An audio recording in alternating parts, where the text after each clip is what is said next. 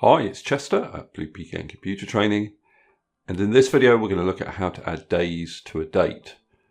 We're going to also look at how to add working days, a month and a year. So let's start with adding 7 days to this date.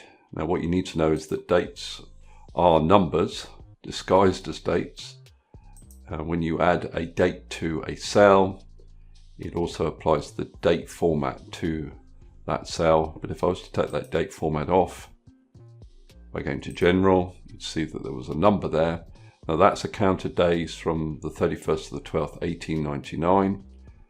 So the first date that Excel recognises is the 1st of the 1st, 1900, which would be equal to 1. So really, when you're adding a number to a date, like we're about to do, you're really adding a number to a number. Let's add 7 days to this date. So I'd click into this cell, and then I'd say plus, and then you could either write the 7 in, which should give you the correct answer, or you can click in a cell that contains the 7, and you get your due date in this example anyway. Now, what if I wanted to add 7 working days? By that I mean we're excluding Saturday and Sundays. Well, there is a function for that called Workday.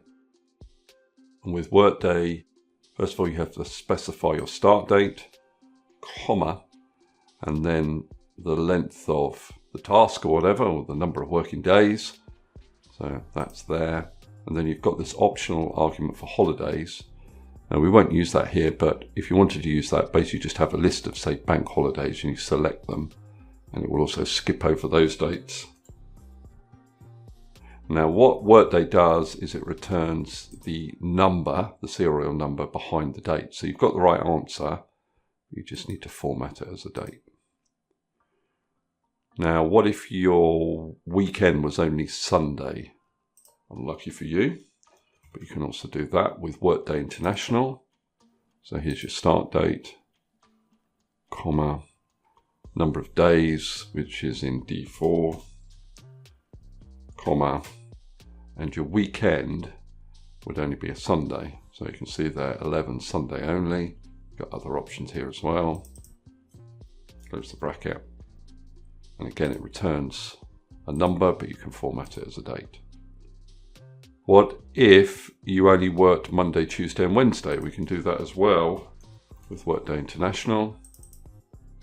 There's your start date. Number of days is in D5.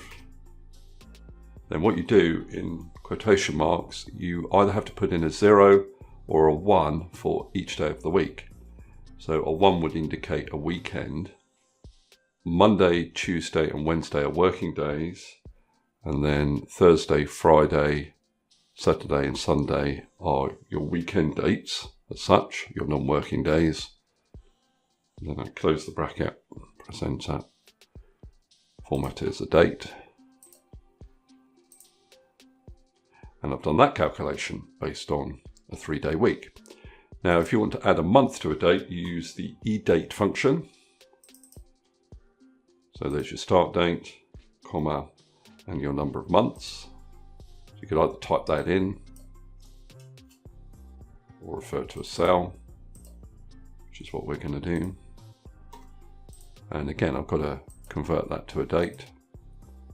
And then to add a year, well, you could add 365 days, but a more reliable way of doing this would be to use the date function.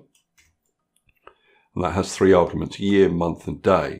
So within the year argument, you use the year function, and what we do is extract the year from our issue date and then add 1, comma, and then we use the month function in the month argument to extract the month portion of our date, comma, and then in the day argument, we use the day function to extract the day portion of our date.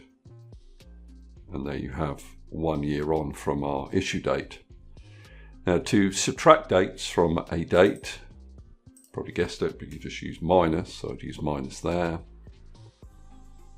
With this one, the days argument, I just put that as a minus value. Same here. Number of working days with Workday International can be a minus value. So can this. And then your month could also be a minus value. So that'll give you the month before our issue date. And also for our year, that could be a minus. Okay, that's all I wanted to cover in this particular video.